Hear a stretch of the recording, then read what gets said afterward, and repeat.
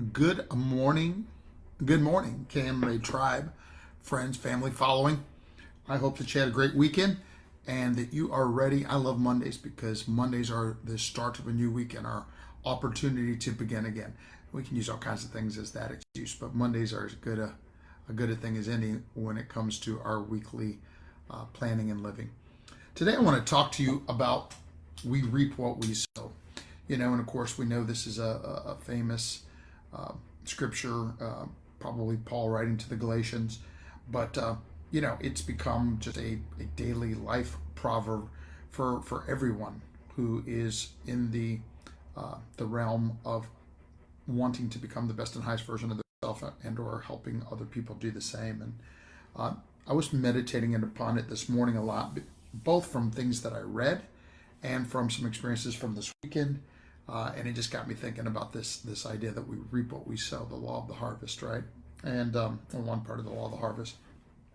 And I'm going to share 5 ways, even beyond the way that Paul meant it, right? Like Paul was talking specifically about, those that sow into the flesh instead of sowing into the spirit, reap what they sow.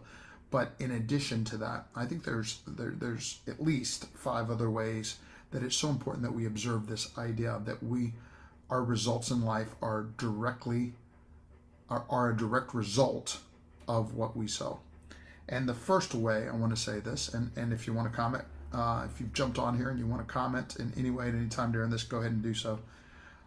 The first way that I believe that we reap what we sow, in addition to the way that Paul meant it in Galatians, I think is that we reap what we sow by what we think.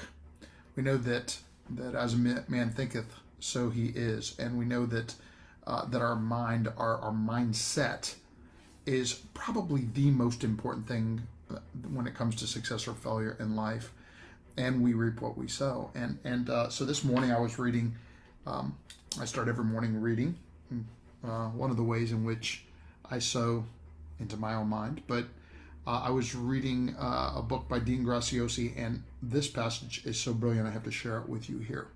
It's specifically on the topic of limiting beliefs and memories, like our past and limiting beliefs and thoughts that may have come from our past. And he said, imagine you're in a house full of old memories from your life, and some are good memories, but others are those negative stories that remind you of bad things that happened in the past. Now, imagine that the house is on fire and you have a tiny suitcase in your hands and only a minute to save some of those memories. In order to reach the next level of success in life, you must choose to pack only the memories and the stories that serve you going forward. If it's a negative memory that weighs on your heart or mind, let it burn up in the fire. Only carry out with you those things that help you make the best life possible. Remember, the past only lives inside of you. You have to think of the past as research and development. It is there to learn from and develop your better self. If the past haunts you, holds you back, or doesn't serve your grander future, then let that memory burn up in the fire. Wow, that's good. And one of the many ways, because we know that it's true, that one of the most important ways that we can sow into a better life is by improving the quality of our thoughts. The second way I want to talk about we reap what we sow this morning is that we reap what we sow by what we do. And I mean specifically by the decisions and behaviors of our life. And what got me thinking on that a lot this morning is I got this individual I've been dealing with, and I'm going to be very, very vague on this because I don't want to inadvertently talk bad about anyone. I never do that. But this individual, when I first met him, he had all kinds of stories about why he left his previous employer, and then he had stories as to how he lost his business, and and I felt sorry for him, and I still do, and I think he's basically a good man, but now I've had this business dealing with him that's gone on for months and months, and 3 or 4 times he's promised delivery only for me to actually show up and be informed. Well, it's going to take another hour, and then it takes another day, and then it takes another week, and then like he's missing so many of the important principles, because like what happened yesterday, he could have just communicated and it would have been fine. The point of the story relevant to this, though, is that the gentleman is experiencing the things that he experiences in his life because of the way he delivers his service. I think that he means well, and I think that he's a smart guy that knows his craft. I think that he just doesn't know how to communicate, doesn't know how to deliver, doesn't. I mean, there's several things that that are holding him back, and he's reaping what he sows. By the way, I have been guilty, of course, of the same, as have we all.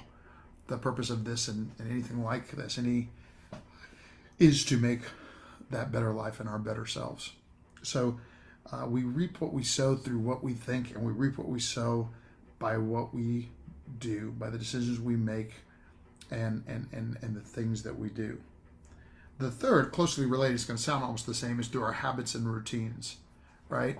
The reason it's different, though, is because, while the first, I think, is kind of a deliberate thing, I think that habits are something that we have to create, and you have to not just make the good decision, but you got to make the good decision again and again and again, and you have to create routines that work in your life to make you better, right? Like I've done this in the realm of my health and fitness. I've done it in the realm of my business and my creation, what I write, but it's about doing the things. Look, even the simple habit of getting up early so that I get hours of work done before most people get up has made a significant difference in my life. And look, every once in a while I'm in here too late and I can't do the thing. So it's a little later because I get up naturally. I don't even set an alarm, but usually that's around 6 a.m. unless I've been here very, very late and gone to bed late.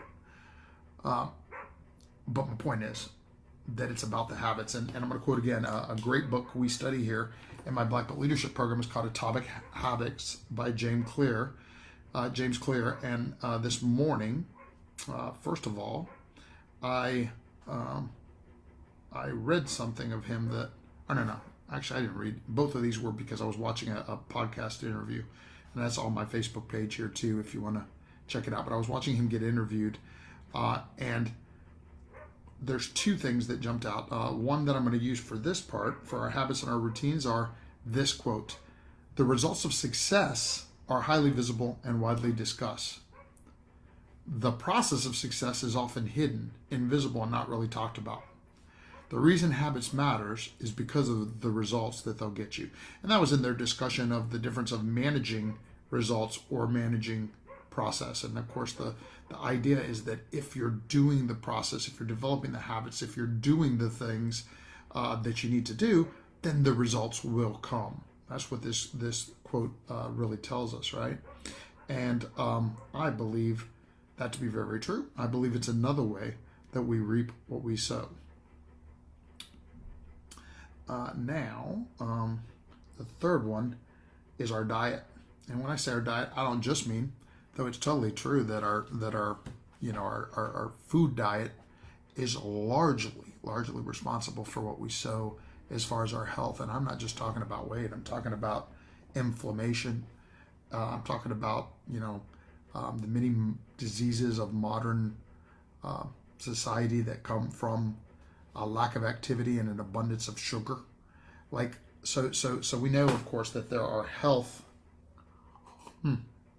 processed foods, junk food, all the stuff, right? Like it almost guarantees that you'll be unhealthy in old age unless you find the information to change. But having said that, I'm not talking as much of that diet as I'm talking about the diet of what we put in our mind. I've just quoted from two of the things that I did this morning. The reading, read from 2-3 books this morning. Then I, before Barbara was up, I watched that podcast. I always start every day with a positive diet of stuff going into the mind, because what we're doing is we're setting the trajectory for our day. We're setting our mindset. It goes back to the first one. We reap what we sow by what we think, by what we do, by our habits and routines, and all of those things are fed by the diet of information, what we listen to, what we watch, what we hear, right? What we allow into our mind. That's what I mean by the diet. And the fifth and final, so that I keep this thing at least under 10 minutes, well, it might be just over 10 minutes, is our tribe. One of the things I'm most proud of here at Krav Maga Martial Arts is our amazing tribe. It's a great one. And James Clear in that same interview said something that jumped out at me. I was like, oh, I got to put that down, because while his thing was on habits, the person interviewing him asked this question. The question was, is there anything that has come out since you wrote the book that you wished you would have talked about? And this is awesome. He said, I didn't put it. I actually only put I actually have the interview, like I have him saying the words. So you can go there and click on it. But basically, this is what he said. He said, I realized how much the tribe, the people that one associates with, affects their habits. And by the way, the habit thing from James Clear and the tribe thing, they're intertwined. So it's so true, right? Like, I have watched so many great people come in here and change their habits for the better, not just because of us, but largely because of the influence of the rest of the tribe. It's such a great thing. And look, we know that, John Maxwell says, in order to change your life, you have to change something you do daily. So the habits are a big part of the reap what we sow. All right, in summary, because I've said so much in these 11 minutes today, is we reap what we sow by the way that we think, the decisions we make, and behaviors that we take, the habits and routines we instill and execute in our life, our diet, our mental diet, and the tribe that we associate with. Why is this important? This is important because, like all wisdom, if we apply this knowledge, it becomes useful. We know, of course, knowledge is not power, but applied knowledge is. So think about what you think. Think about what you do. Think about the habits and routines. Which ones do you need to create or add to your life to change some part that you want to make better? Consume only positive things. I hope, if you're listening to this, I'm a part of it, and I appreciate that.